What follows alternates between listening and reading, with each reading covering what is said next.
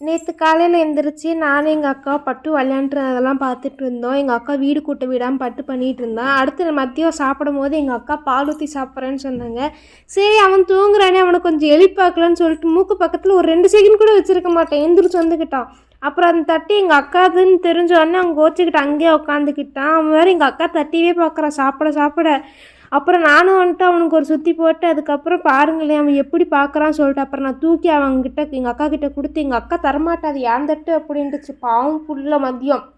அப்புறம் ஈவினிங் நைட்டாக குளிச்சுட்டு நான் அவன் தூங்கிட்டு இருந்தானோ தூக்கி ஒரு 4 முத்தத்தை கொடுத்துட்டு திருப்பி ஊஞ்சலில் போட்டு கிச்சனில் போய் பார்த்தேன். எங்கள் அக்கா வந்துட்டு டீ வைக்கிறதுக்கு ரெடி பண்ணிகிட்டு இருந்துச்சு.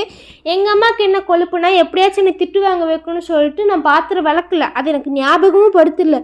அந்த பாத்திரம் விளக்கா சிங்க கூட எங்கள் அம்மா காட்டுது என்னை திட்டு வாங்க வைக்கணுன்ட்டு. அப்புறம் எங்கள் அக்கா பால் எடுத்து ஊற்றி டீலாம் வச்சிருச்சு. டீ வைக்கிறதுக்குள்ளே அம்மா பிள்ளைங்க நடுவில் ஏதோ சண்டை வந்துருச்சு. எங்கள் அம்மா குளிக்க போக விடாமல் 2 பேர் அடிச்சிட்டு இருந்தாங்க வழியிலேயே.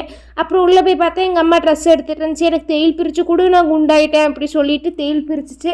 அப்புறம் வேறு டாப் எடுத்து போட்டு இல்லை நான் இதே போட்டுக்கிறேன்னு சொல்லிட்டு டீ குடித்தாங்க. அப்புறம் அடுத்த நாள் காலையில் அதான் இன்றைக்கி காலையில் எழுந்திரிச்சு எங்கள் மேக்ஸ் சாருக்கு, நான் 6th படிக்கும் போது இருந்த மேக்ஸ் சாருக்கு பர்த்டே சொல்லிட்டு விஷ் பண்ணலான்னு ஃபோன் பண்ணால் புது நம்பராக இருந்துச்சு. அதில் அவருக்கு என்னாச்சுன்னு தெரில, கால் எடுத்து கேட்கல. அது மட்டும் இல்லாமல் இன்றைக்கி ஒரு பெரும் சோகம், சடனாக போயிடுச்சு. 9 மணிக்கு அவர்கிட்ட பேசிட்டு ஃபோனை வச்சா கரண்டு கோவிந்தா.